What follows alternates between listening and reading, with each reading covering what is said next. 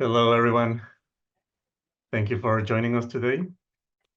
It's so good to see you all. And yeah, I see we have quite an audience here and a growing one. So I think we should expect to see more people joining us the minutes go by. So yeah, let's get started. My name is Diego. I'm one of the trustees here at CCN, and I'll be your host for this evening. As you probably know, the topic for today is compassion versus despair, a Buddhist approach to witnessing suffering. And I'll start by sharing the logistics for the event. If you need the translation into Spanish, you can choose that under the options for your Zoom app under interpretation. And I'll also say this in Spanish real quick. Tenemos la opción de escuchar el audio en español bajo la opción de interpretación en la aplicación de Zoom. Then this event is being recorded both in English and in Spanish, and we'll be sharing the recording afterwards. And also, just so you know, David will leave some time at the end for Q&A. And yeah, now I'll do a quick introduction for our teacher for this session. So David Oromith is our operations officer here at CCN, but he's also the co-founder of another organization and community called Samadhi. He's a Buddhist contemplative and meditation guide with a background in mental health services who has been practicing meditation since the age of 18. David has studied under various teachers with Lama Alan Wallace as his root guru, and he's influenced by Tibetan Buddhism among other traditions, recognizing the value and the benefit of multiple points of view. He focuses on meditation training and core practical Buddhist principles in his teachings. He's the author of the book A Practical Guide to Mindful Living and leads several retreats across the UK every year, as well as teaching online and in person across South Wales. I think you'll find David's style to be clear, practical, and relatable. So I'll now hand it over to him and let you all enjoy the teaching. Thank you. Thank you, Diego. So, hello to you all. Good evening. Hola a todos. Muy buenas noches desde Gales. That's about the extent of my Spanish. So, thank you very much. And a special thank you to Diego and Mireia as well. So, I thank you all for joining me this evening looking at a topic which I think is so important and so relevant, especially in our world today. And I can see by the number of people we have booked on and attending that I'm not the only one who thinks so. It's really relevant. So we have a couple of hours together, and so we're going to explore some teaching inspired by Lama Alan, inspired by the Dalai Lama and some others. And we'll practice some meditation together, share some experiences. And I don't necessarily have anything unique to say this evening, from my own side. The teachings hopefully will speak for themselves, but I am someone who has shared this feeling. I know this feeling of despair. I know this feeling of overwhelm. Overwhelm at the state of the world, overwhelm with our personal problems. And so I know how hard it can be. And so I was hoping to offer this session from that perspective, as someone who's known it and felt it himself. And so I know this topic is not easy, this idea of compassion, this idea of witnessing the suffering of our world, the state of our world, not because it's a philosophically complex idea, but because it's emotionally complex, isn't it? I'm sure most of us here sees the value in cultivating compassion, but we will talk about that this evening. But we see in our world there is so much that calls for our attention, there's so much that calls for our compassion, that if we're not skillful, then it can be completely overwhelming. It can be completely all-consuming. And that doesn't have to be the world suffering, right? Even caring for somebody who's suffering in some way can be completely consuming. Dealing with our own suffering, right? We can become very burdened by it. So we're going to look at this. What is compassion? Why cultivate it? How do we have compassion? How do we attend to the suffering of others and not become overwhelmed, not fall into this sense of despair? So we'll look at all of this. But firstly, before we do that, I thought we could just take a few minutes just to settle ourselves, find a sense of calm, a sense of focus, and consider our motivations. So nice calma, calma. Just a few minutes just to relax ourselves. So I invite you just to find a comfortable posture. And if you would like to close your eyes, you're very welcome to do that, but you can also leave them open.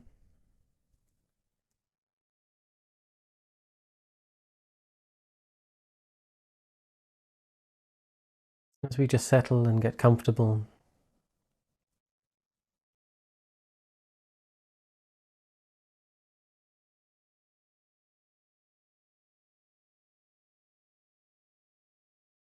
and bring our awareness into the body, start to become aware of your immediate experience of your body.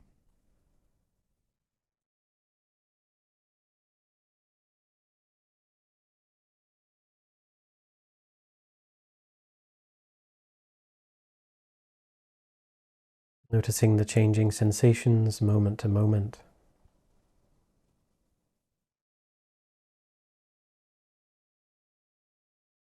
The sensations where your body is in contact with your seat.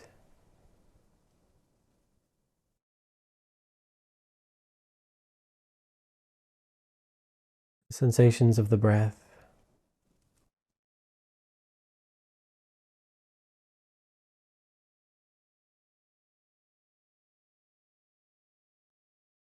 And any felt sense of emotion that you might notice there in the body.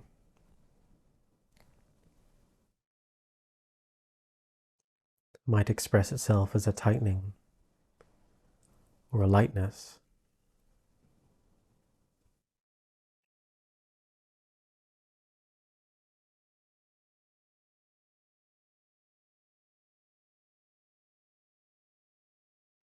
And just really setting the body at ease.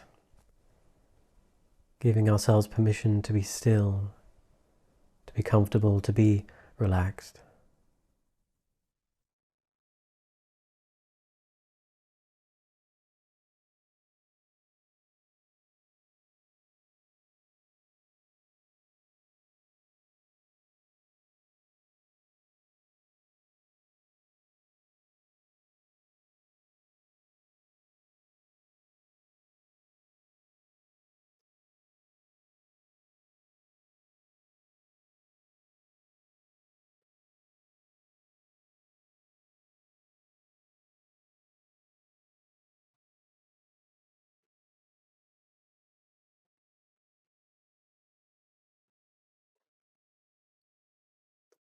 And with our attention on our body,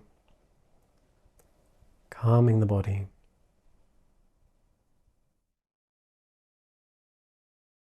we can start to contemplate and think about our motivation, our aspiration, reason for joining this evening.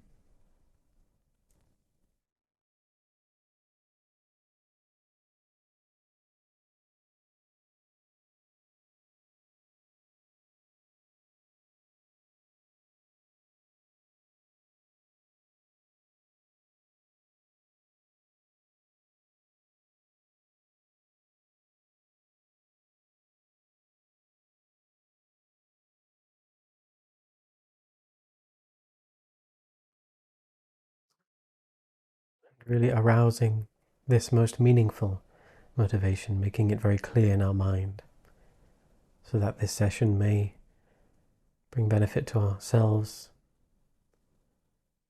and those around us, and the world at large.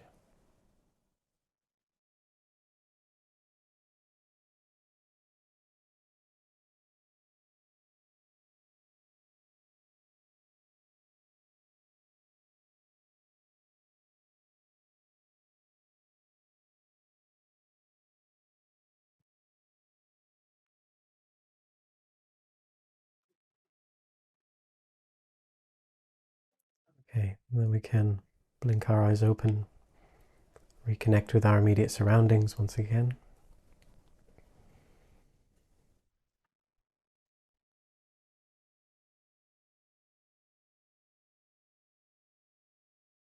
So, this evening To start us off, I thought I would begin by sharing something that's a little bit more personal, that I don't normally start sessions talking about, my past or anything like that. But when I speak on this topic, when I speak on compassion and despair, I usually do, just because it's so relevant to it. And it's my own experience of despair, this feeling of overwhelm at the suffering that's around us.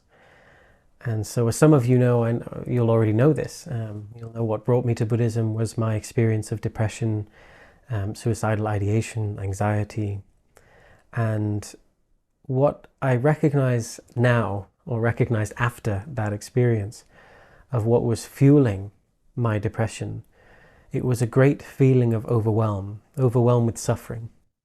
So at the time I was working in mental health services, and so I was working in the hospital. I was doing 12-hour shifts, experiencing and being with people who are experiencing sort of really intense mental suffering, coming from their own mind, coming from their own brain. And they were experiencing this great mental torment. And you don't spend 12 hours around people like that and not take some of it on yourself, emotionally. You tend to take some of that with you. And so that was happening. And then in my personal life, my mum had just had her own breakdown, mental breakdown, and she was admitted onto the ward next to the one I was working on. And so my colleagues were now looking after her. And my dad had just had a heart attack. The news was all death, destruction, famine and war. Social media was hate and fear. And everything all around me just seemed to be filled with suffering. Suffering seemed really intense at that point in my life. And, I'd gone through my own sort of breakup, and we'd had a family death and other things. And so it was just really, really intense in that moment. It was really obvious, the suffering and pain of the world in that moment. And so everywhere around me, there was just so much of it, and it was just too much for me to bear. I didn't really know what to do with it. I didn't feel I was really helping people at work. I didn't feel I was helping my family through what they were going through. I couldn't help the people in pain across the world. And so I just sort of gave up. I gave in to this feeling of depression that I had, the experience of depression, and I just wanted out. I wanted, a way to end my life, to be very honest, to be blunt about it. I was looking for a way out. And so as I look back, I had these thoughts, maybe I'm just being too sensitive. Maybe I'm just showing too much compassion. And I looked at some of my colleagues at work who seemed to be handling it much better than I. And some of them seemed a bit more hardened. They seemed cold almost to the suffering of the patients that we were looking after and the suffering of the world. They seemed a bit more cold, more hardened. And so I thought, well, maybe I need to do that. Maybe I just need to close off a bit. Maybe that's what you do to survive in this world in which there's so much suffering. You just need to close off sometimes. You just need to harden your heart. But it didn't really feel right to do that. And so this experience of, it felt like compassion. I cared so much about the pain of my family, about the world. I cared so much. And so it felt like compassion. But what I later came to see and recognize through the Buddhist teachings, particularly receiving Lama Alan's teachings on the four immeasurables, of which compassion is one, what I came to recognize was that what I was experiencing was what Buddhists call grief or despair. Despair is the term that we tend to use. And that it's a near enemy, a false facsimile of compassion. It's something that looks like compassion, looks like genuine compassion, but actually is totally different. And typically the near enemy of compassion, when at least for me, when I read books on the four immeasurables, I read books on compassion, received teachings on compassion, the near enemy that was usually talked about first was pity.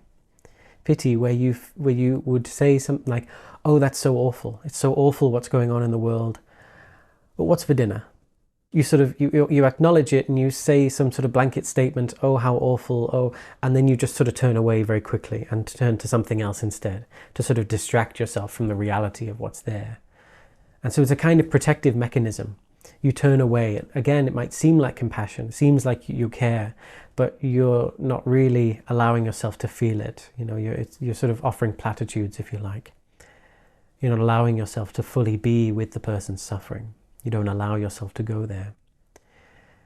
And so this one, pity, is often mentioned, but not so often mentioned, at least from what I noticed of the teachings I received. Not so often mentioned was this other near enemy of despair. And yet I think this one is all over the place. I think so many of us experience this feeling of despair all the time. And it's something that looks like compassion. You're caring about others' pain so much, but it isn't compassion. And it may not necessarily be evil. It's not malevolent. It's not cruelty, for example. You're not wishing them to have pain. You're not wishing them to suffer. So it's not malevolent or evil in that way, but it is still something very heavy. It's still a burden, a mental burden that makes day-to-day life difficult and actually stops us from helping altogether.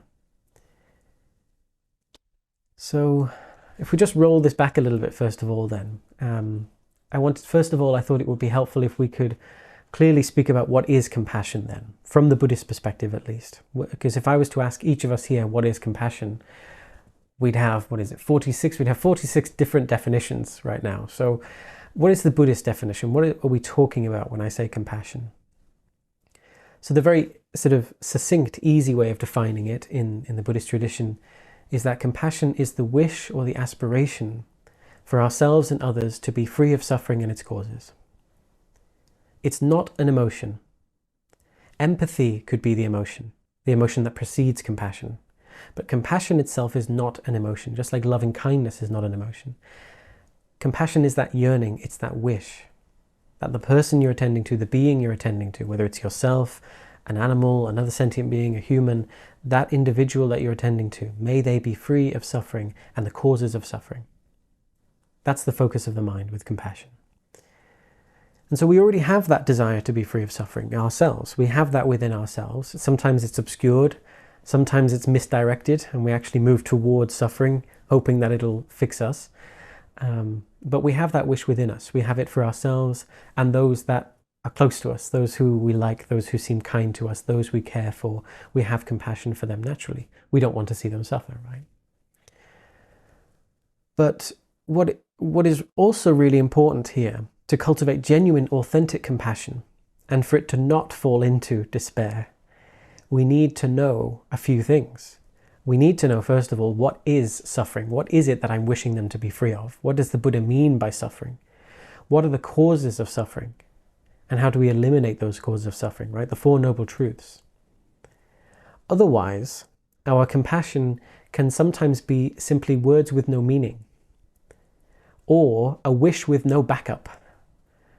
Right? May they be free of suffering, but you don't believe they could be free of suffering. You don't even know what that looks like. And so I don't want to see you suffer, but I've got no backup, I've got no wisdom. And that's a recipe for despair, because you're wishing somebody to be free, but you don't think it's possible, and you don't know how it would be possible. So your compassion is ungrounded.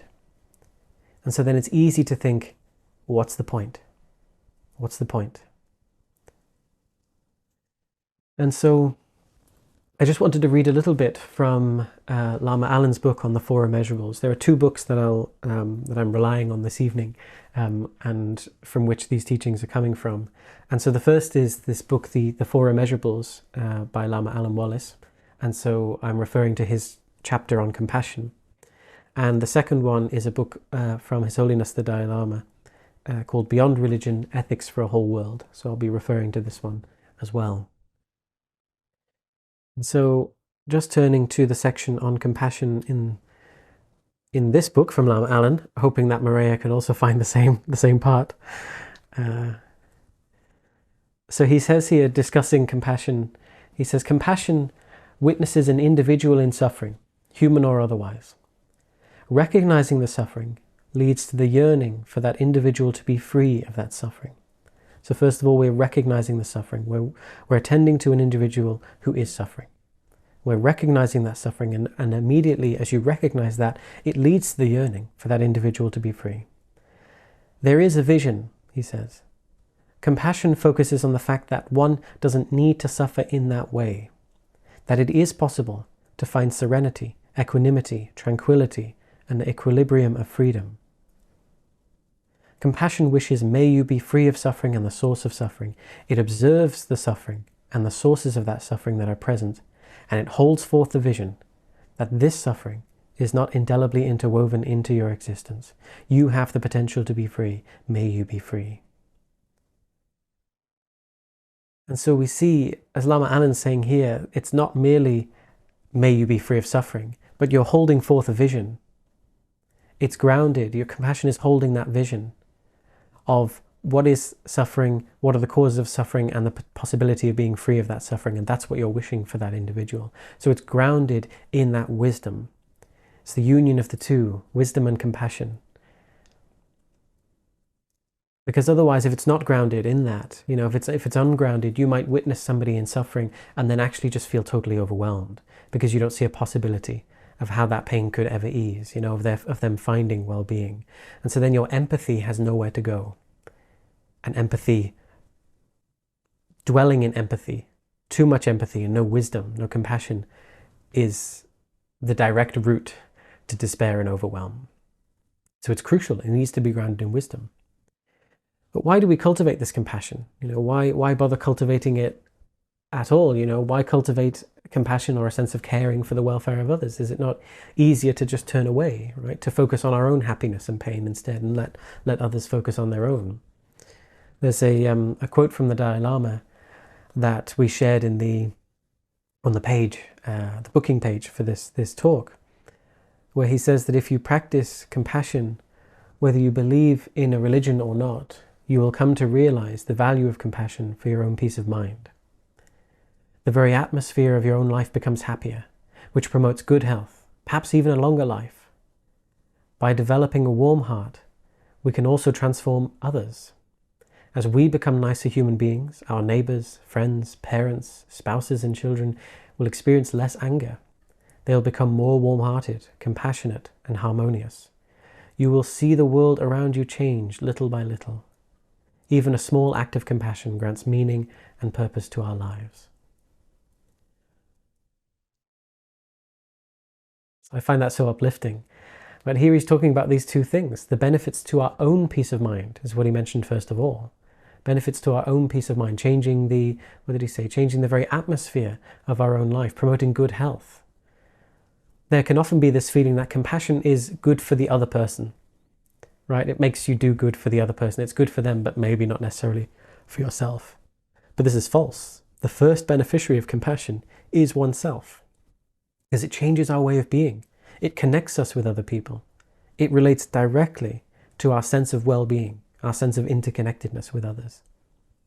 It takes us away from being excessively insular and self-focused, right? Where we're focused on our own happiness alone, where we find ourselves at odds with the world, much of the time thinking about what about my well-being, my happiness, my job, my family, my car, my needs, where I and mine become supremely important, the biggest, most important thing, right? And when there's such a focus on the self, there's so much more anxiety, worry, and frustration, because all of those are fear-based. Fear of not getting, fear of losing what you have, fear of not being recognized, fear of not being respected or praised, and so on. You're afraid of your position in the world and what you have.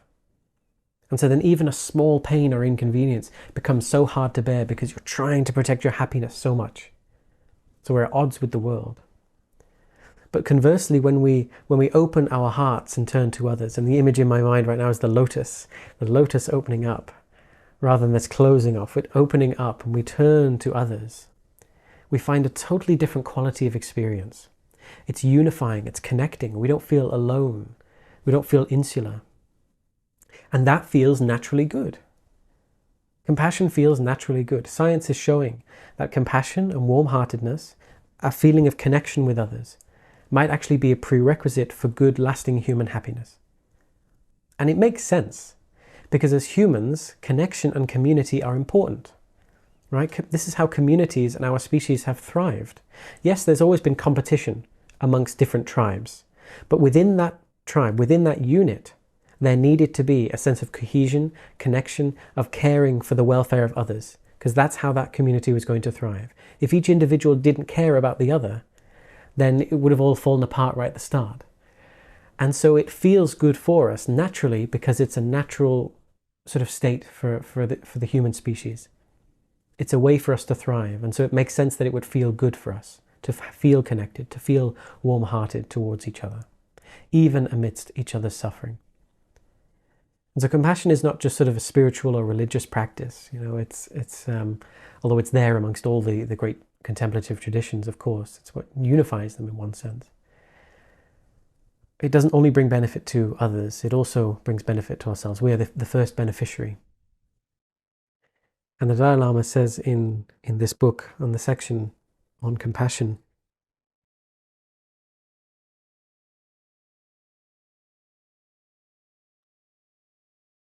he says that when compassion or warm-heartedness arises in us and shifts our focus away from our own narrow self-interest, it's as if we open an inner door.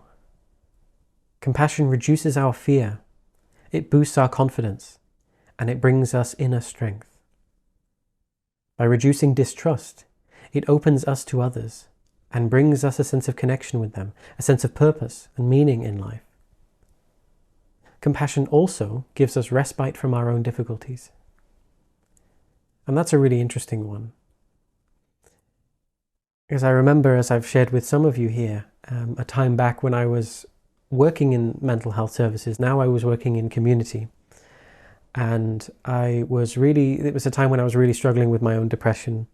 And there was this one particular day where I really didn't want to get up and I didn't want to do anything. I didn't want to go into work. I was feeling really sorry for myself. It was a particularly difficult day. I hadn't really slept much.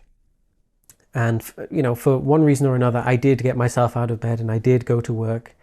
And at that point, my job entailed looking after people who, this may not translate very well to the Spanish side, but people who were in between the primary sort of GP, general practitioner, and community services. So they weren't quite severe enough to have a psychiatrist, but they were, had a lot of difficulty, a bit too much for their GP, for their general doctor.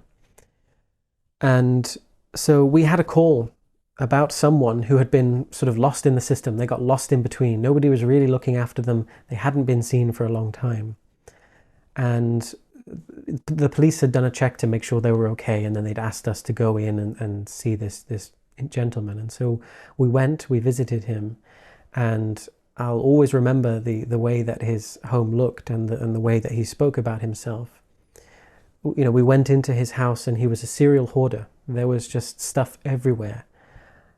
And there was this sort of pathway carved through the house to a little sofa, a little armchair in the living room.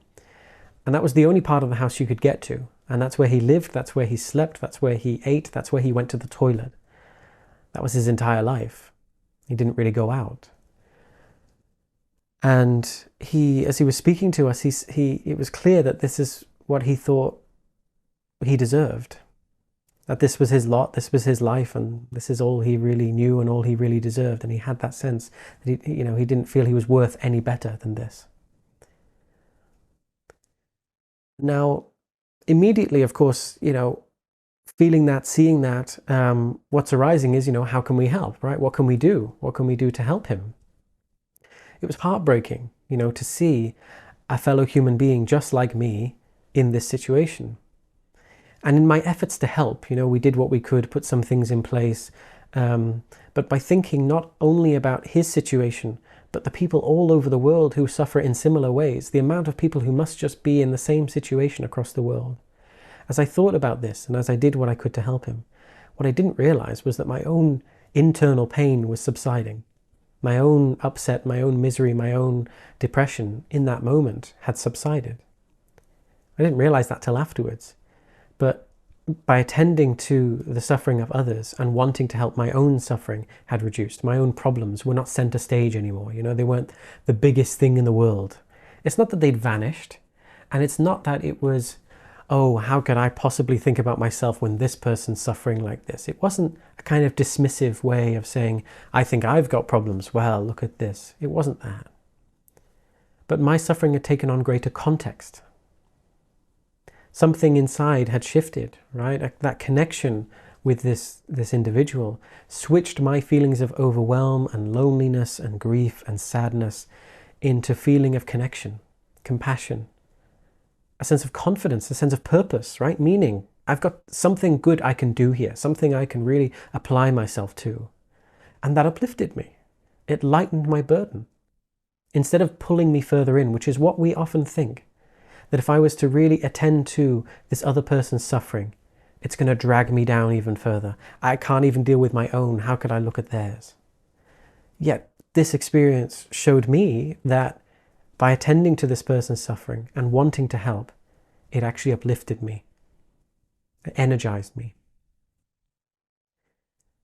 And so we can see this shared experience of pain actually can be really healing. And some of you might recall the story of Kisa Gotami, the mustard seed story of the Buddha. This was a mother, a grieving mother, who just lost her only child, her only son. And she carried the body of her son to the Buddha and placed her son in front of the Buddha and basically begged him to help her. Bring him, do something, bring him back to life, do something. And the Buddha said, oh, I can help you. I need you to go to the village and I need you to get a mustard seed from one of the homes there in the village. And so she's about to head off and he says, but I need you to bring this mustard seed from a family that has not known loss. And so she goes to the first home, asks for, is there a mustard seed? The family says yes. And then she says, have you ever known any loss? Has anybody died here? And they say, well, yes, we lost our father. And they share that story. She goes to the next house, same thing happens. They've lost somebody. And the next house, same thing, next house, same thing. Until she returns to the Buddha having understood the message. And the message wasn't, hey, everyone goes through this sort of thing, so suck it up. That wasn't the message. It was the feeling of commonality of our suffering. That shared experience, that I know your pain because I know my pain. That sharing, that talking about it, empathy among one another was a part of that healing. Not sitting alone in one's grief, because that's what despair and loneliness and sadness does to us, right? It makes us feel very alone. We feel like the only person experiencing what we're experiencing. But here, not sitting alone in it, but turning to others and being aware of their pain as well, actually eases our own. It gives us comfort. It gives us comfort. And so for me, with this gentleman, in his home, there was connection. I knew his pain. But the thought that was center stage in my mind was no longer my own depression, but it was, how can I help? What can I do? And this is compassion. This is compassion in action. And this is a beautiful, strong mind that allows us and helps us bear the pain of others. Why? Because it holds the vision in mind. Right? We go back to what Lama Alan said in his book. Compassion holds the vision that suffering is not indelibly interwoven into your being, but that there is possibility of greater ease, well-being, and whatever. There's a possibility here that this suffering can be eased in some way. So we hold that vision in mind. If we imagine that instead of thinking that we can do something, instead of holding that vision in mind that this could be better, imagine if I just become more overwhelmed, not had any vision and just felt just as stuck as he felt. I wouldn't have been able to help, right? I'd just pull up a chair, I'll sit next, I'll join you. What a terrible situation. That's no good, right? No good. No good to him, no good to me. But luckily in that moment, this passion, right, to help a fellow sentient being who needed me. And I think that's a core part of all of us. It's not something we really need to focus on cultivating. You see another sentient being in pain, and if you hold a vision and you think you can do something, you'll do it. So just continuing here, the Dalai Lama gives his own example. He says that some time ago, while visiting Bodh Gaya, an important Buddhist pilgrimage site in India, I came down with a severe gastrointestinal infection. The pain was so intense that I was compelled to cancel the whole series of teachings I was scheduled to give there. I was very sorry to disappoint the thousands of people who had traveled to attend, many from very far away, but I had to get to hospital urgently. This meant driving through some of the poorest parts of rural India. The discomfort in my abdomen was acute. Every time there was a bump on the road, the pain threatened to overwhelm me. Looking out of the car window, I saw scenes of widespread poverty. Underfed children were running around naked in the dirt. I caught a glimpse of a very old man lying on a cot near the road. He seemed to be alone and to have no one to care for him. As the car continued on its way, I couldn't stop thinking about the tragedy of poverty and human suffering. Later, I noticed that as my thoughts had shifted away from my own suffering to contemplation of the hardships of others, my own pain had subsided.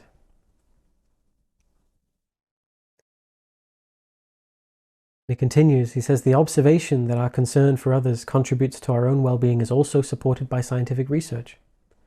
There is now increasing scientific evidence that love, kindness, trust, and so on have not only psychological benefits, but also observable benefits to physical health. I know of one recent study showing that the deliberate cultivation of love and compassion can even affect our DNA itself. An impact has been observed on the parts of our DNA known as telomeres, which are associated by medical science with the process of aging. So you want to reverse aging, you want to live a longer life, love and compassion. He says it's also been shown that negative, destructive emotions such as anxiety, anger, resentment undermine our ability to combat illness and infection. A scientist friend recently told me that persistent negative emotions like these actually eat away at our immune system. So this is what research shows, that the opposite, the resentment, the anger that we may feel at the state of the world, holding on to a lot of that, eats away at your immune system. It eats away at your heart health, your blood pressure, your ability to sleep, your energy levels. It's not healthy, is it, for us? So there's clear benefits to our own well-being, but beyond that, of course, compassion quite clearly is beneficial for others as well. It drives us to help, to be a force for positive change in the world, to see things not merely from our own perspective, but see things from that wider view that leads to cooperation, connection, which is what this world needs more of. But now this feeling of despair, this near enemy of despair, I'm just going to read again from Lama Alan's book, in which he introduces this despair.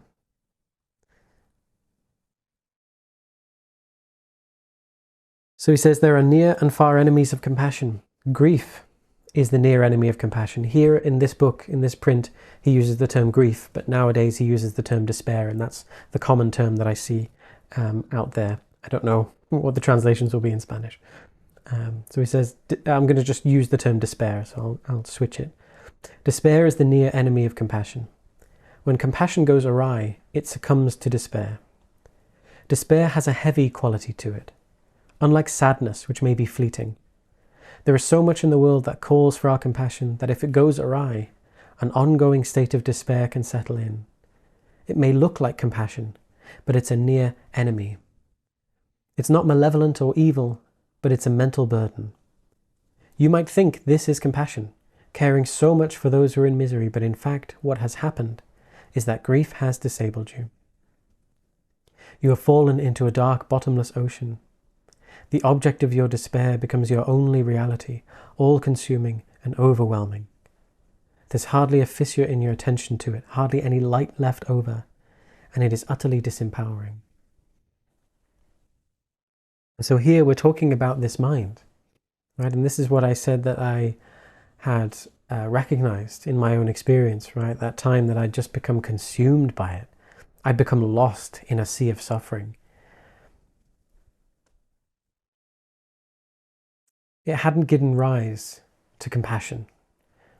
Probably because I didn't understand the true cause of suffering. I had no hope, right? So it was easy to just say, what's the point? And he continues here, he says, His Holiness the Dalai Lama has had many chances to deal with this kind of despair, and he addresses it like a warrior. You must deal with adversity, he says, but absolutely do not fall into despair. That is the worst you can do. Then the battle has been lost. Then you're finished. There he is, responsible to 6 million Tibetans, whose country is occupied by an alien people. Yet he said all along, we're going back. Tibet will be free, and never you doubt it. It doesn't matter what the odds are, just don't despair. We might think this, sounds foolish, sounds like some sort of, optimism that's sort of ungrounded or something. This idea, never lose hope, because then the battle is lost. This response, if you lose hope, if you fall into the sense of what's the point, then it's impossible. Then you're finished, as he said, you're finished. That mind of giving up is helpful to no one. And that's what I found to be the greatest irony about despair, for me, was that the pain of others was so gut-wrenching that I was falling into the state of overwhelm and despair, and then becoming useless to actually help people. You really want to be able to see people well and happy. Their pain hurts in that moment, but now you've become completely useless. And it's such an irony, I think. So this grief, this despair is all emotion. It's all on that emotional level of empathy, and it doesn't necessarily help others. Neither necessarily does the anger response, right? The anger response. Anger, as psychology tells us, when you're feeling emotional and angry in that way, you lose 85% of your good judgment. 85% of your good judgment. And so there you are at home, getting angry about the state of the world and angry about this politician, angry about that, getting all overwhelmed. What good is that really to the people out there who are suffering, to the people who need your help, the people who need you to raise their voice and so on? You just being angry in your chambers is not necessarily doing anything, is it? If I was suffering with some terrible illness and you were to call me up and angry, I'm so angry this has happened to you, or you were calling me and you were crying all this emotion with how upset you were, I'm so sorry this has happened to you, and with all this, that wouldn't do me any good. Probably make me feel worse. I probably wouldn't answer the phone if I knew that's how you were going to respond, right? So it would be far better to channel that energy, that passion that we have, to channel that into doing what we can, however small it may seem. There's this wonderful story that I like. Some of you know of the little girl and the starfish. And the story goes that one night after a big storm, there are these thousands of starfish that have been washed up on the beach, on the shore. And there's a little girl walking along the beach, and she's picking up the starfish and she's throwing them back into the water. And there's some people passing by and they see what she's doing, and somebody comes up to her and says, why don't you go and do something useful? Why don't you go do something good with your time? You've barely made a difference. Look how many starfish there are. There's no point to this, right? It's hopeless. So may as well, go do something else. And she picks up the next starfish and she says, it may not seem important or significant, and it may seem hopeless, but it might be the most significant and important thing to this starfish. And then puts that in the water, picks up the next one and says, and it might be the most significant thing for this one as well. So she's a very well-spoken little girl. But I like this story because it shows that if we all felt the same, if we all thought, well, there's no point, it's far too much, we couldn't possibly do anything, then no good would ever happen. But it takes those individuals, doesn't it, to say, well, you know what, it's worthwhile for this particular individual. I can make a difference here. And it's a small difference, but I can make that, and it's worthwhile me doing because it is a difference. And I've since been told, I think it was Manu who told me, that starfish don't survive out of the water very long. So maybe my story is not that good, but what it tells me, I think, is that we need wisdom and compassion. The compassion to want to help and the wisdom to know what to do. So this is really important, I think. So an example, I remember a time back when Manu and I lived in a different area. We'd go for a walk along the river in this town, in this valley, and we'd see loads of litter around. We'd see loads of litter all up in the river and on the banks, and we'd just despair at the state of the world, all this litter ending up all over the place. And let's say we're doing that. Let's say we're out on a walk and we see all that litter And we think, oh, how awful all of this is. All these people don't care, just throwing their rubbish everywhere. And then we feel bad for the world. And we feel bad about the animals that might be harmed, the pollution, the degradation of the environment. It would be far better than to just feel bad if we were to pick up one piece of rubbish. Or maybe pick up two, right? Even better if we could, rather than thinking, what's the point? What's the point? One bit of litter, what's the point in me picking up that? But by picking up that one piece, we may save one animal or one fish from eating it, right? Something being strangled or trapped by it. And so we could do that one thing. And if we really cared, then we might take that further. We might organize a litter pickup, or something to raise awareness. The point is that doing something is going to be far better than doing nothing and thinking, what's the use? And one of my heart's aspirations in teaching and sharing and doing what we do with Samadhi and CCN has always just been the sense that if what we do can alleviate the suffering of just one person in even a small way, then my entire life has had great meaning. And that's something Manu and I will say as we drive up to do retreats and as we plan our events. If there's just one person who gets a little something and that helps them be a little bit happier, and they don't shout at their kids, maybe shout a little bit less, or they're just a little bit happier, a little bit calmer, then all of this effort is worth it. It's not to say, anything special about me or what we're doing or anything, but it's that sense of looking for the meaning and the purpose. And last night in a study group, we were talking about joyful diligence, one of the 6 parameters of Buddhism, of the Bodhisattva path. And it's that delighting in something that is virtuous and then engaging in it because you see it's worthwhile doing. It's good to do it. And so we have this enthusiasm to do it, no matter how small it is. And if all of us think in this way, if each individual thought in this way, that's how great change takes place, isn't it? Each individual drop of water becomes a wave. And so we can become a wave of change if each of us comes together and does our little bit. We all have a unique life. We all have unique circumstances. We touch unique individuals, right? Personally and in our work life. And if we all took this and tried to just do our little bit, then that's how meaningful change comes about. It has to start with one. And we do that in community together. There's this famous quote from Margaret Mead, where she says, "Never doubt that a small community of thoughtful, committed citizens can change the world. Indeed, it's the only thing that ever has." And so we're always thinking, well, somebody else will do it. Somebody else will do it, or it'll, or either they won't, right? Better to do something than to think, well, to hell with it, or to think somebody else will do it. Right? Sometimes that'll come out of a sense of pity, or out of a sense of despair. We think it's hopeless. What can I do? I'm no use. Hopefully somebody else will do it. That's not good enough. That's why we fall into despair. We get discouraged, or maybe it's low self-esteem. I remember being asked to first start doing classes online, or Manu was saying, should we start doing classes online around COVID time? And I said, there's so many others online. You can get the Dalai Lama almost every day, and you can get all these recordings and all these other teachers and all. I've got nothing to offer. People can just go there instead. There'd really be no point. Then I think it was Manu who said, or somebody said, well, we all have different connections. We can all help in different ways. We all have unique perspectives. We can all do something. And so rather than thinking, well, somebody else will do it, it's good for us to do a little something at least. But what about if we can't do anything?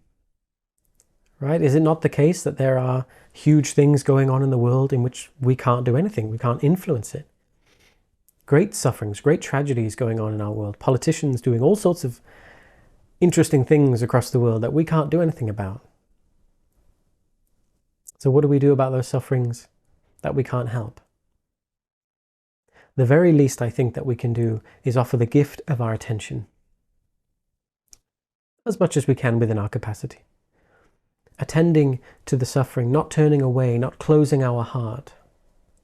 If I was struggling in some way, if I was fleeing my home, if I was experiencing some pain, some misery, if I was experiencing some hardship, I would know that Deborah in Leeds, right, can't do anything physically. I would know that this stranger can't really take away my suffering.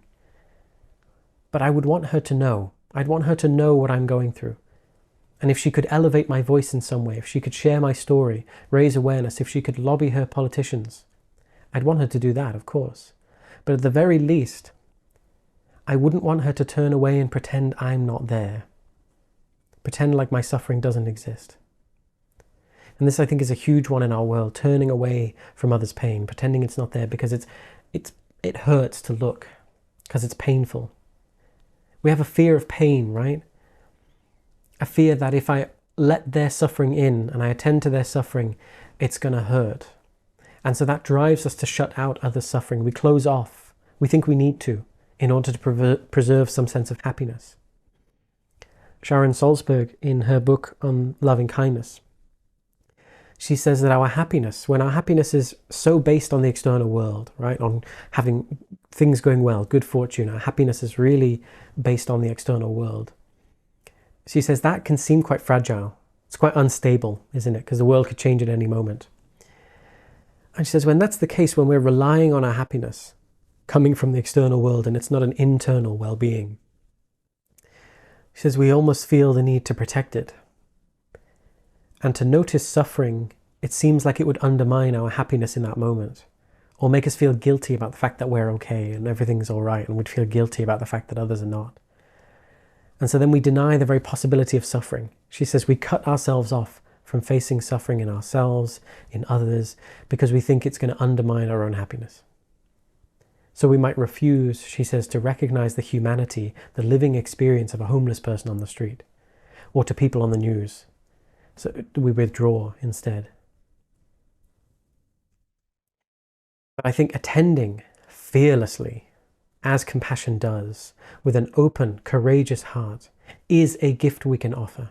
In those times when we think there's nothing I can do, attending, knowing their suffering, and if you can, raise their voice, lobby politicians, and so on, that is a better gift than turning away and pretending like they're not there.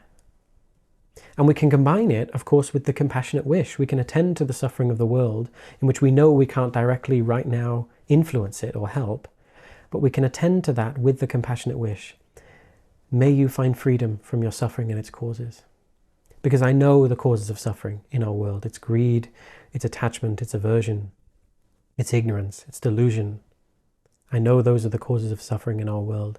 And so may it be the case that conditions change and you find relief from your suffering, relief from your pain. We can practice Tonglen, taking and giving, right? Where we visualize taking the suffering that they're experiencing and giving all of our good qualities, all of our good health, our good circumstances, our home, our food, clothing, comforts, and so on. That is something we can do. And it might seem, well, what's the point in that? I'm not actually doing anything. But it's something we can do that gives us strength, courage, and hope. Keeping ourselves in that strength of compassion rather than dwelling at the level of empathy and getting stuck there, falling into despair, is really important. Everybody still with me? Yeah? Good. So this, of course, all of this applies to the suffering that is far, right? The suffering of the world, but also near, right? Somebody who's close to you might be suffering. We don't need to get stuck on the fact that I can't immediately take away all their pain. Right? If you're caring for somebody who's in pain, of course you want to be able to remove it, you want to be able to help. But it's better to ask, what can I do to help? What might alleviate in some way? What can I do that's actually going to help? And asking the other person, if it's somebody we're caring for, asking them, what would be the thing that would really help? Rather than thinking, I know what would help, and rushing in with all of our ideas about how we're going to fix them and do this and do that, usually doesn't go very well, right? But we can ask, what would really help you in this moment? I care for you, I want to be able to do something, what would help? And it might be that they say there's nothing really you can do. You can't do that, you can't take away there's nothing you can do. But we can still offer our presence. Our presence can be such a huge gift.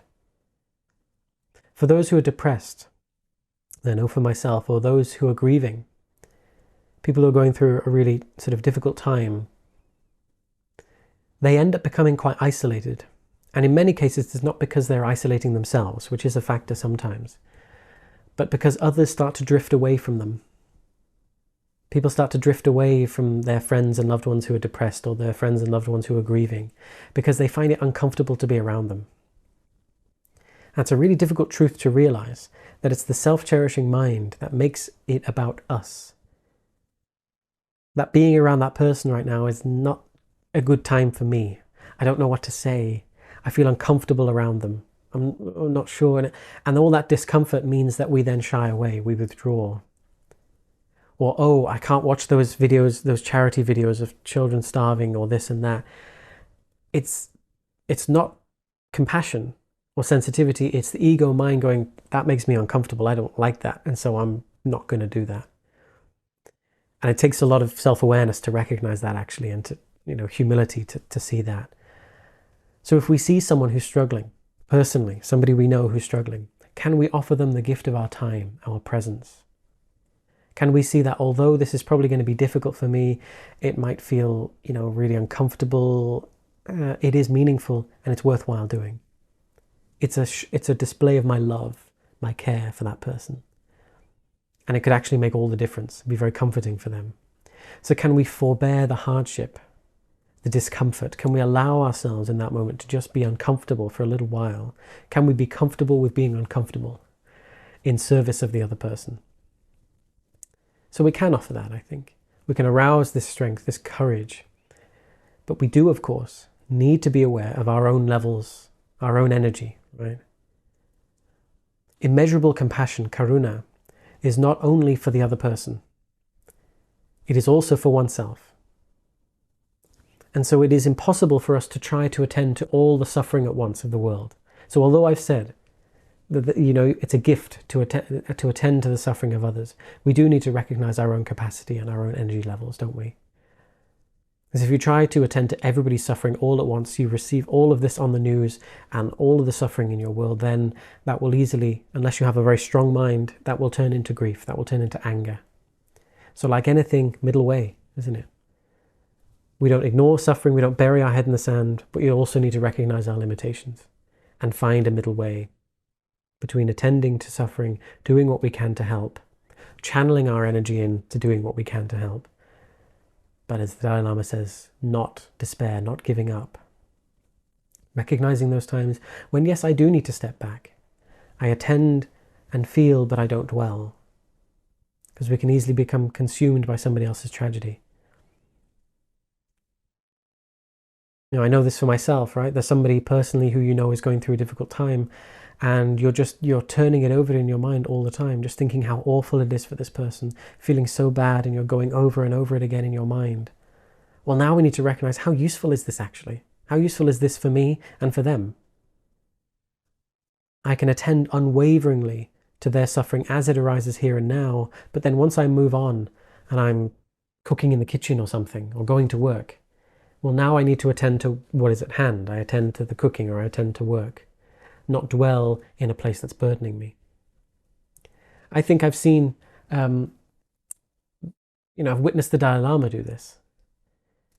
Attend to the suffering of individuals who've come to see him, like Tibetans who have done the arduous journey of fleeing Tibet. And they come to have a presence, an audience with the Dalai Lama. And I'm sure he feels sorrow and pain out of his love and care as he's fully present with that individual there and they share their story. Then it moves on to the next engagement and he can be fully present and joyful and loving to the next person. He's not burdened by the story that he just heard. And you might think, well, wow, clearly he doesn't care that much if he can just suddenly move on and be joyful with the next person. But no, now he is attending to what is arising in that moment. He was fully present, giving his very best to the person who was suffering there. And then to the next person, this is a totally different situation, different person, different mind, different circumstances. How do I now attend to this? With the best loving kindness and compassion. It doesn't mean you're less compassionate. And so this is important, isn't it? How do we attend to that suffering? How do we navigate that? but then not allow our mind to just dwell on that and go over and over it again, because that mind is no good to us. Doesn't help the other person, doesn't help us. So we'll shortly, I think, move on to some questions and things, but just another quote I had from the Dalai Lama. Again, the same book, now from page 54. He says that some readers may still feel resistant to the idea of universal compassion. While admiring such an outlook in others, they may feel that adopting it themselves would entail taking on the woes of the world. They have no room for all this additional suffering in their lives. In a limited sense, yes, it is true that caring for others involves sharing in hardships that are not our own. However, the discomfort that comes from sharing the pain of others is of quite a different order from the direct experience of our own suffering. When you empathize with someone who is in distress, you may initially feel some mental discomfort. But having voluntarily chosen to open yourself to the difficulties of that other person shows courage, and courage imparts confidence. By contrast, when the pain is your own, you have no such freedom of choice. The difference is clear. Furthermore, although compassion arises from empathy, the two are not the same. And this is a really important distinction for us to know, isn't it? Empathy is characterized by a kind of emotional resonance, feeling with the other person. Compassion, in contrast, is not just sharing the experience with others, but wanting to see them relieved of their suffering. Being compassionate does not mean remaining entirely at the level of feeling, which could be quite draining. After all, compassionate doctors would not be very effective if they were always preoccupied with sharing their patient's pain. Compassion means wanting to do something to relieve the hardship of others, and this desire to help, far from dragging us further into suffering ourselves, actually gives us energy and a sense of purpose and direction. When we act upon this motivation, both we and those around us benefit still more. So it's a really important distinction. Compassion, yes, it first entails empathy, absolutely. For us to have compassion, for us to feel motivated to help, we do need to feel with the other person, right? We need to feel what their experience is, but it doesn't stop there. That discomfort that we initially feel then becomes fuel for the fire of compassion. We take that pain, that discomfort of empathy, and we combine that with the power of the heart, right? Tibetans call Serashuk, power of the heart. And we take that empathy and that power of the heart, and it kindles compassion. And then the suffering of empathy is transcended. And that power of compassion gives us energy, gives us direction, right? Focuses on solutions. What can be done? How can I help? And just before we go to questions, I wanted to share a short excerpt from a book by Matthew Ricard called Altruism, the Power of Compassion to Change Yourself and the World, where he's talking about this empathy and compassion. It's quite interesting. So he says, in 2007, along with Tanya Singer, I was in a neuroscience laboratory as a collaborator and guinea pig in a research program on empathy. Tanya would ask me to give rise to a powerful feeling of empathy by imagining people affected by great suffering. During a pause, after a first series of periods of meditation, Tanya asked me, "What are you doing? It doesn't look at all like what we usually observe when people feel empathy for somebody else's suffering." I explained that I had meditated on unconditional compassion, trying to feel a powerful feeling of love and kindness for people who were suffering, but also for all sentient beings. When I engaged in meditation on altruistic love and compassion, Tanya noted that the cerebral networks activated were very different. In particular, the network linked to negative emotions and distress were not activated during meditation on compassion, while certain cerebral areas traditionally associated with positive emotions, with the feeling of affiliation and maternal love, for instance, they were.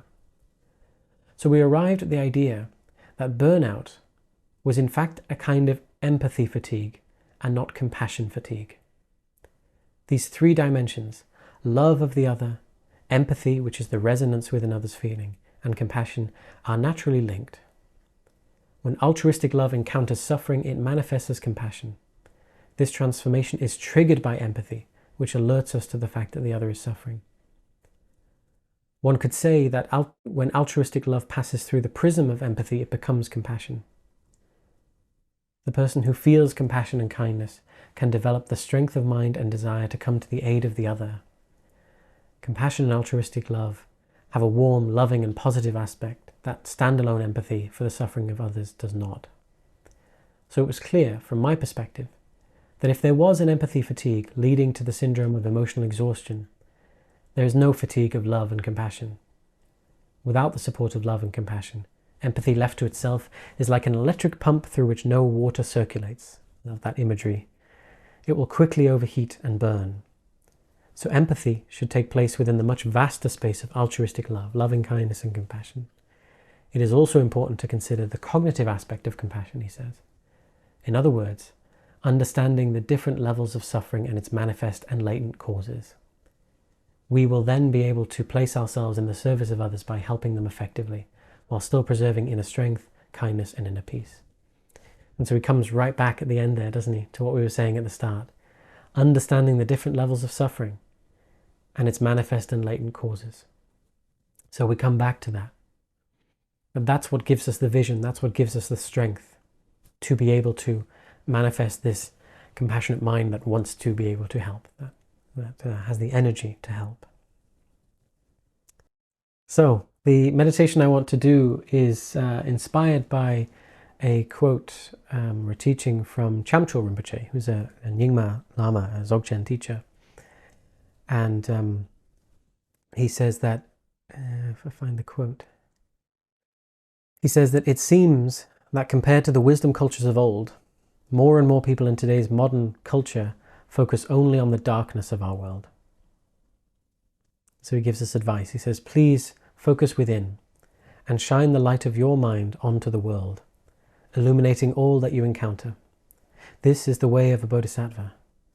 Just as a candle lights another candle in times of darkness, the illuminating qualities of a bodhisattva will inspire others to also turn within. And so that inspires the meditation that I would like to do together now. So please, if you want to take a moment to stretch and then find a comfortable posture, I invite you to do so.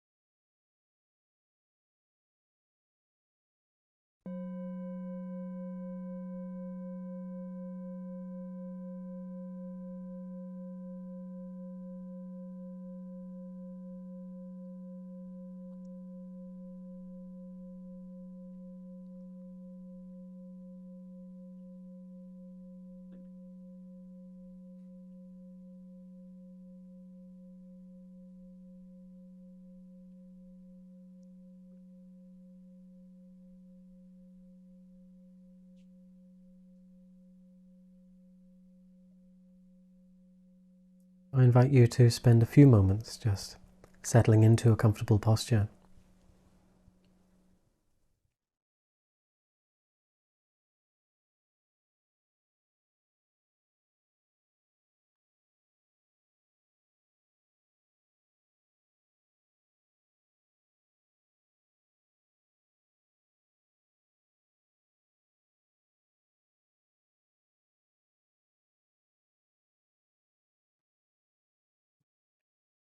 Allowing awareness to drop into the body,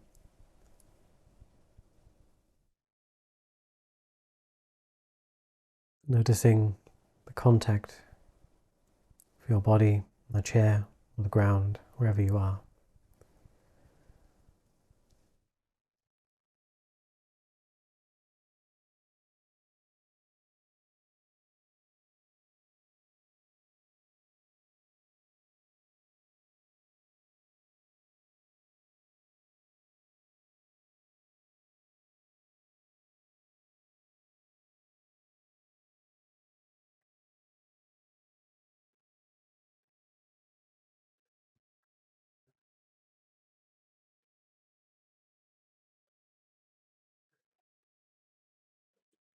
Releasing any points of tension, tightness that we may find in the body. particularly around the sensations in the face, tension in the neck and the shoulders.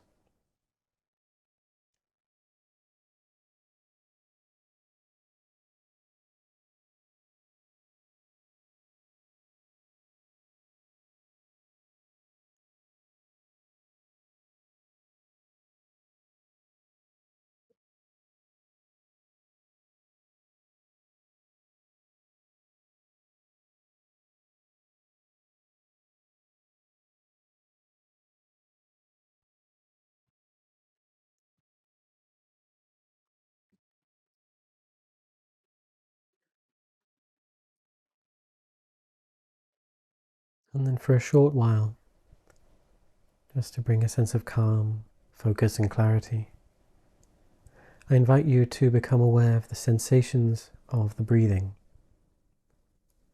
throughout the body.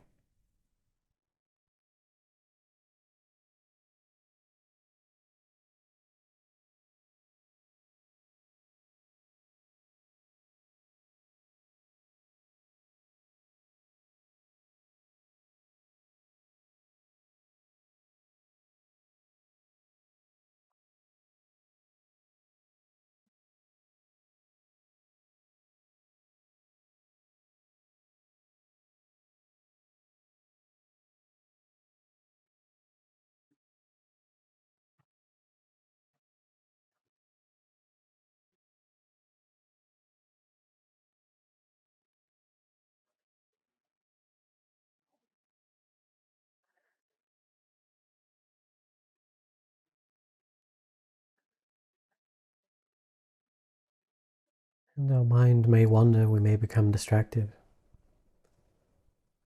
And each time that happens, I invite you to soften and relax a little bit further, release that distraction. Bring yourself back to sensations of the breath here in the present moment.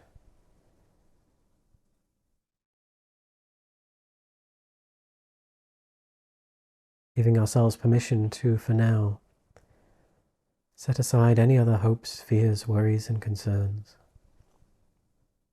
and simply be present, be at ease.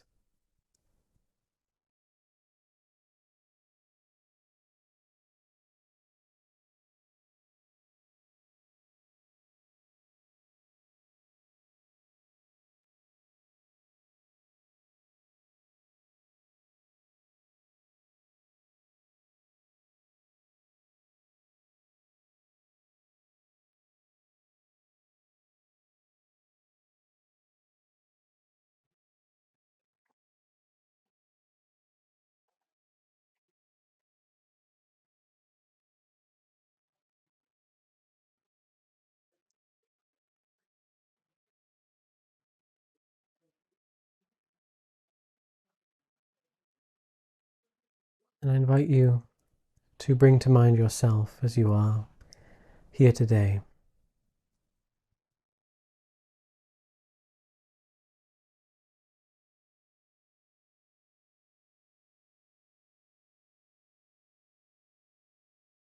We could imagine and visualize that you are represented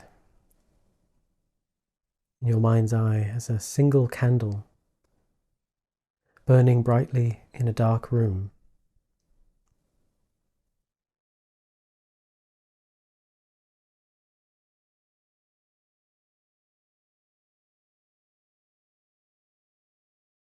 And there's a warm energy to this candle, it's not static.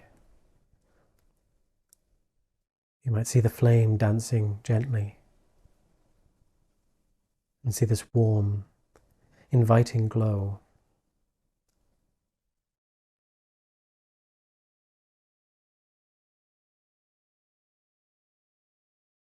And the light here of this candle symbolizes your good qualities, your compassion, your love, your kindness, your joy, your strength and courage.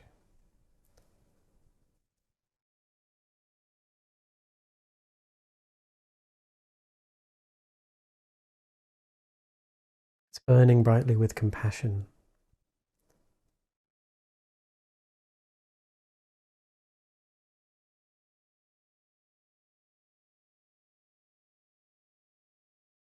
And so feel this sense of compassion, love and kindness, this warmth, this tenderness.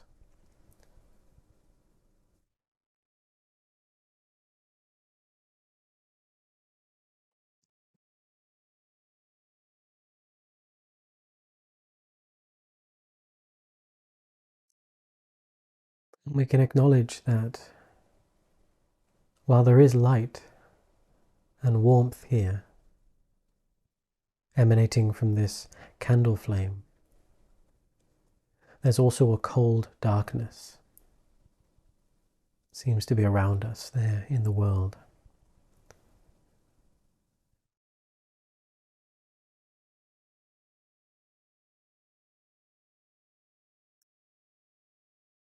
And I invite you to bring to mind the events, the news, the stories, both globally in the world, the stories personally, that weigh heavily on your heart right now.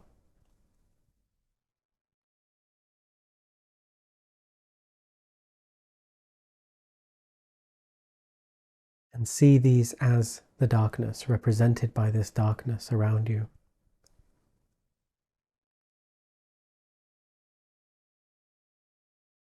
This cold darkness representing the world's problems, and what seems like overwhelming negativity, suffering.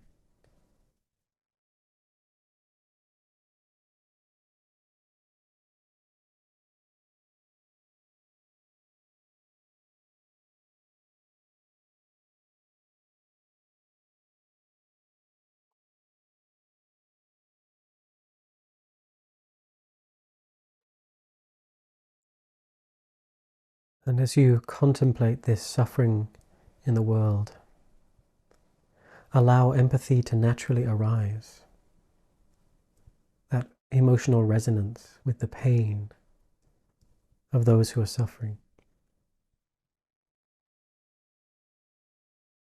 Turn to them. Connect with all these beings experiencing suffering in whatever form. Allow yourself to be open to it.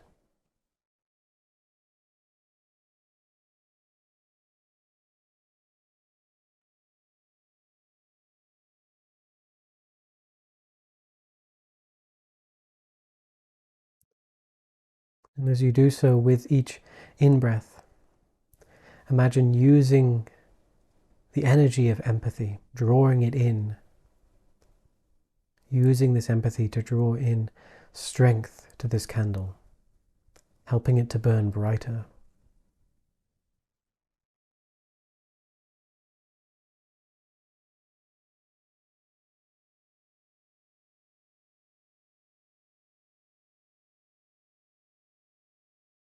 With each in-breath, using this empathy, drawing in strength, the candle burning brighter, more empowered, more energized.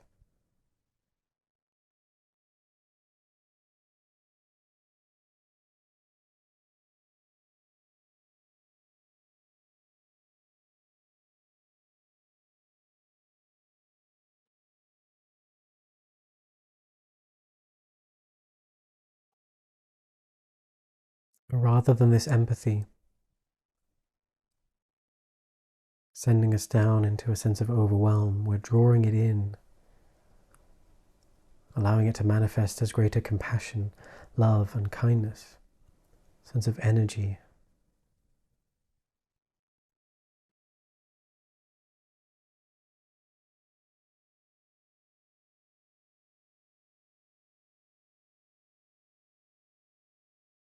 Breathing in this wish, may I be a source of comfort for those in need of light.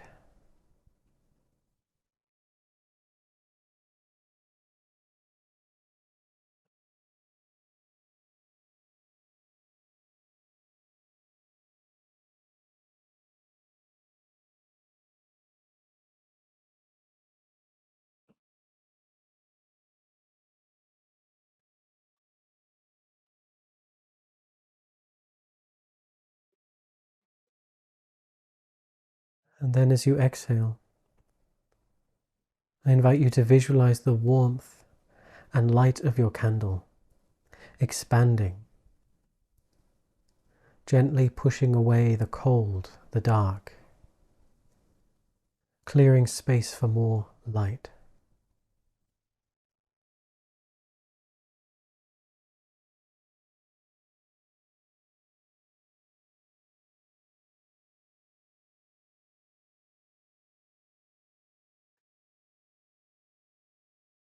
With each out-breath, the warmth and the light of your candle expanding. As you breathe out, the wish, the yearning of compassion. May all beings find freedom from their suffering and the causes of suffering.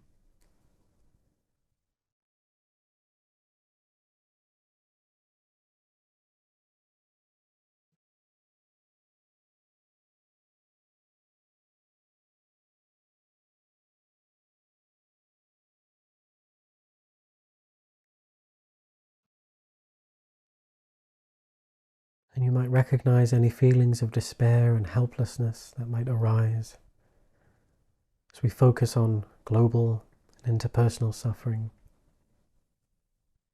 But instead of letting these feelings pull you down, visualize them being transformed by this candle flame into actionable, positive energy.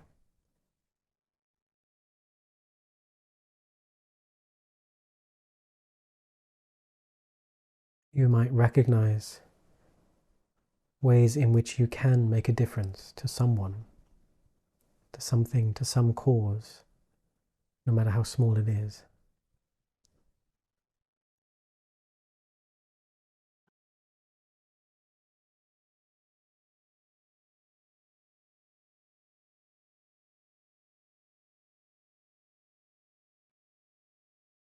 Now imagine that your flame represents you and your compassion, your strength, your example. Imagine that your flame lights up other candles around you, others who also arise now as sources of compassion and kindness in the world.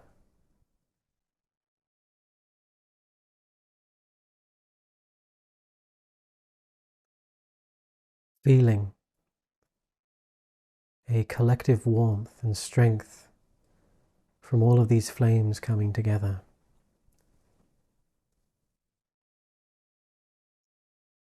That in this vast darkness, each individual light is small, but it contributes to dispelling this darkness and the cold.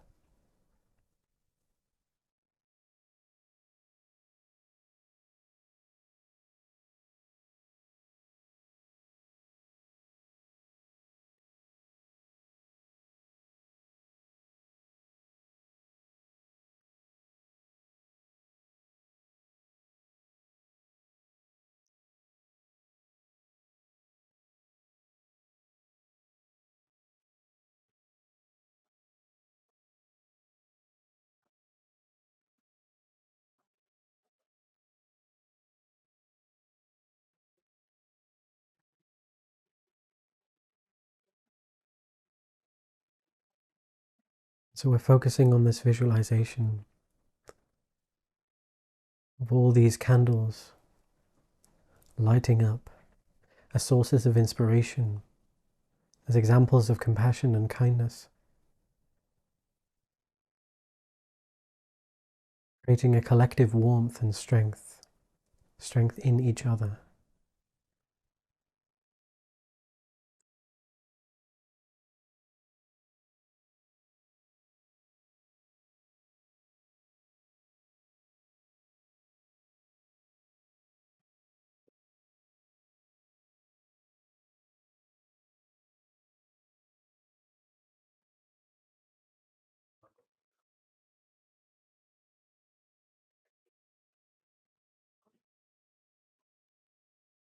We recognize here now that by nurturing our practice, by nurturing our own inner qualities and cultivating genuine warm-heartedness and compassion.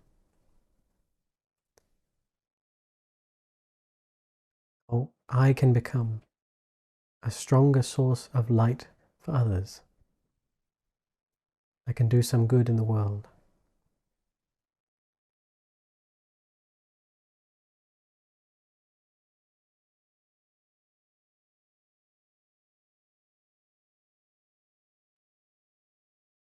You might like to come to a determination to nurture this compassionate flame, to ensure it remains steady, strong, illuminating brightly. That we remain kind in a world that can seem so unkind sometimes. That we remain loving when others descend into hate. That we remain compassionate when others give up.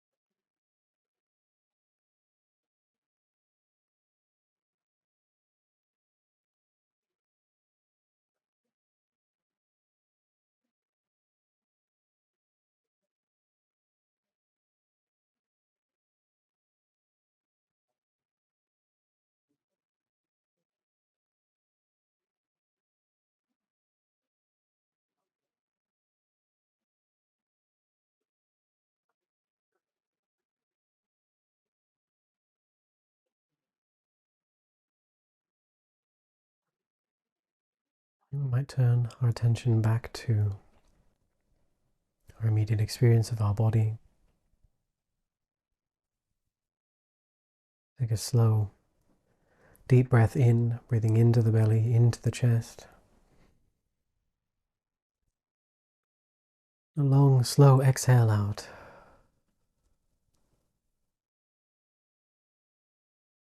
Take a few more of these slow, deep breaths.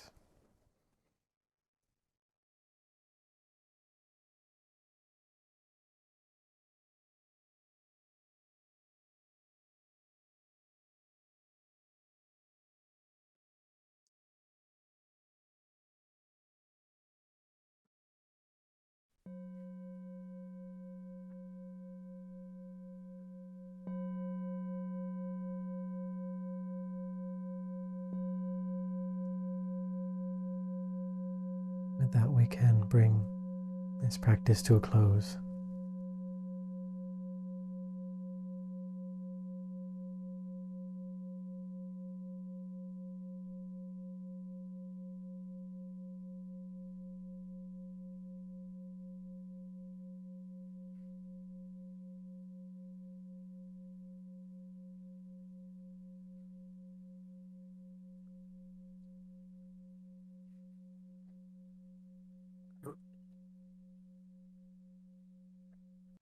Thank you so much.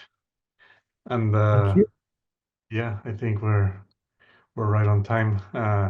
So yeah, thank you, David, so much for sharing your wisdom, your heartfelt teachings, and from sharing your personal experiences as well.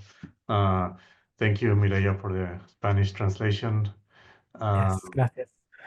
Also, thank you to Daniel Millet from the Dharmakaya Foundation for all his help with promoting this event throughout the Spanish-speaking communities all over the world. And of course, thank you to all of you for joining, for being with us here. And yeah, as we mentioned earlier, we will be sharing the recording for this very shortly. So yeah, thank you so much. Gracias todos. Thank you very much. Wonderful to spend this time with you. Hope to see you all very soon. Thank you.